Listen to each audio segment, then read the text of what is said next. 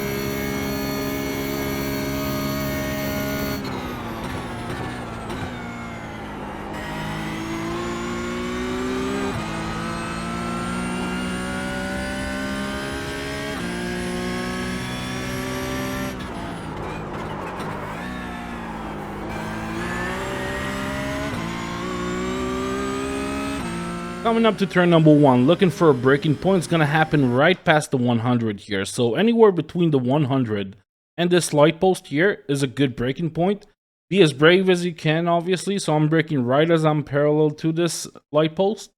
But I'm going to have to brake very hard for it. So with worn out tires or cold tires, I probably wouldn't do that. I'll probably brake a bit earlier and a bit softer. Now I'm going to downshift all the way into third gear. I'm going to stay in third. I don't want to use second gear. And start to rotate right around here. Almost no trail braking. As you can see, I'm already off the brakes because I got this dip here.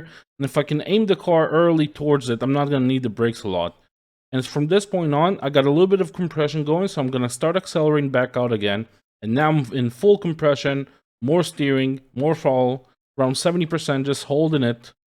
Let the car wash out. You can clip the inside curb just a little bit, don't overdo it. Best thing you can do is hug the white line on entry. And just accelerating back out again, opening up the wheels as I do, back to 100%, using all of the AstroTurf on the outside, and you're through.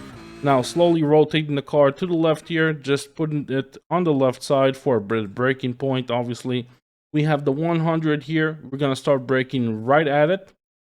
I would probably brake a bit earlier in the race, but I was pretty brave here, so I braked slightly past it. Peaking around 80%, we're going uphill. We don't have to peak as much here. The uphill is really going to slow you down. And I'm going to downshift quite late, as you can see. So only in fourth now. And I'm waiting on third gear just about now. And a good indication for that is the beginning of these yellow signs or the end of this kind of gate, whatever it is here. Into third. Going in early, and again, we're using the dip on the inside to compress the car, give us a lot of grip so we can go back to the power as early as we can. Third gear, accelerating all the way to around 80%, a little bit of modulation here, waiting on it, as I know I can open up the wheel, coming in back to 100%. You can actually take it in fourth gear this corner. It will be a bit slower on exit, but a bit safer, so you can play around with it and see what you feel like is working better for you. Now, taking the car to the right, and we're going to start thinking about our braking line from this point on all the way into the next corner, and the one after this one. So I'm going to lift. I'm going to start to turn in actually when I'm already at full throttle. I'm still at full throttle, that is.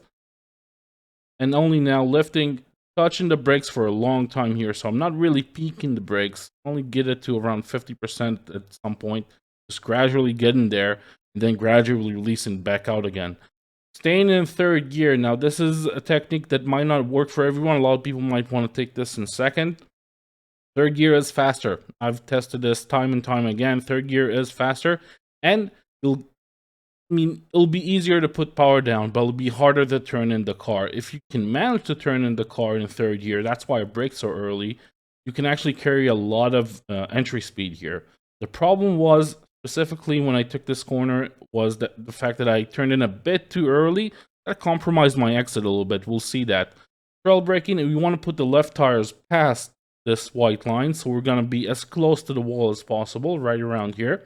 You can see I'm using all of this compression to just accelerate very strongly on the like from this point on, so almost to around 80%. But because I turned in a bit too early, it washed me out a bit too early to the outside, and I had no grip, and the rear end snapped. And that made me take a nice tight line here, which I don't want to do. I want to open up this corner a little bit more. I was lucky here. I stayed committed, but that little jump can make the rear end snap. We want to take that in consideration, try to be a little later on entry, and have a safer exit, a much more open corner, the right-hander past it. Now, up into fourth, we're going to lift and turn in the car all the way to around 50% throttle, and then gradually try to return to 100%. Try to stay committed here. You want to go into this white line here, pretty much. If you can't stay committed, then don't. You can see I lifted just a tiny bit. I was trying to make sure the rear end doesn't snap because the altitude changes. So you're going uphill and then becomes straight for a second, and the rear end gets light. And also, you don't want to wash out into this wall, obviously. Up into fifth gear. Staying in center track pretty much. Trying to stay in the center and then let the car wash out past this white line. I'm going to lift as that happens. I'm going to lift early because I'm going to use the throttle very early as well. Rotate the car in the mid corner. The car rotates really well, almost too well on power. So you want to take advantage of that in high speed corners and just brake a little bit earlier or slow down the car enough so you can use the throttle in the mid corner so you don't wash out. So you can see I'm opening up the corner as much as I can and back on the power at this point. That's really going to rotate the car nicely. You can see me finding the apex very easily and already committed to almost 100%. Now with 100%, using all of the track that's available to me. That's as fast as I've ever taken this corner. Now, we have the beginning of this curb, so we're going to start to rotate the car right before it. And we're going to lift. Again, we're lifting early. This time, not early enough. As you can see, I'm neutral now. I don't want to touch the brakes. I'm neutral, and because I'm neutral, I was washing out. I wasn't finding the inside curb here. If I was a little bit earlier while lifting the throttle, so maybe start lifting right around here instead of here, that would have helped me to get some power in right around this area. This is really crucial. If you can do that, the car was going to rotate nicely. You can really find the apex very easily. It's amazing how well this thing rotates on power. So this time I had to wait a little bit. It didn't cost me too much time, maybe half a tenth. But, you know, it's something to keep in mind. Now, yeah, so no braking point here through Skyline. I mean, around 30% pressure. And I'm going to keep that pressure on just a little bit, trail braking, all the way into this apex. I want to put my right tire right around here. And there's a dip here. There's some compression that's happening right at this point. So you can see me slamming, not slamming on the brakes, but really increasing the pressure of my brakes right at this point because that's where all the grip is. So around 50%, almost 60%. Downshifting into third just now. Flipping this inside curb, and I'm trying to straight line it into the next apex, which is very early on the right-hander following up. See, I'm having to release the brakes a lot as I mount this curb, or else you're just going to lock up. Straighten out the wheel and increasing the brakes again. Now into second, and I want to turn in early. Again, we got some rubber here, and that's where I want to be. Now, as I turn in early, I'm going to be able to accelerate. That's going to give me some speed and going to rotate the car nicely to prevent from washing out to open up the next one. Now, as the corner kind of ends, I'm going to straighten out the wheel, hit the brakes over a little bit, around 40%, then release it. trail brake a little bit into the jump here, basically jumping it, hugging this wall, trying to use it as an apex. And because as we land, we're gonna have so much compression, I'm gonna be very, very aggressive on power. So as you can see, I'm still in the air, I'm already trying to accelerate. And that was a bit too aggressive because I had to lift again. I was worried I was about to hit the wall here, but you get the picture. Like, you can be a little bit later and it'll be nice and committed the whole way through. Third, fourth, and I'm gonna start braking very early and very softly, just a very long braking point. So from this point on, I'm just gonna touch the brakes and I'm gonna keep touching it depending on how much grip I have. So trail braking. Now as the car straightens out, the wheel is straight, I'm braking more. Downshifting into third now, and into second. At this point, again, the wheel is straight, so I can brake a little bit more, holding it to around 40%, then gradually releasing it as I try to find the apex. I've never been this close to this wall, I think. This is as close as I can get to it, and look at how committed I am because of it. So I got all this grip here. I'm back to 100%. And I still had some space on the exit, so I could have been even earlier, theoretically speaking. And that's it. Second gear for that forced elbow. That's yeah. Don't use first. If you're using first, you're probably going too slow.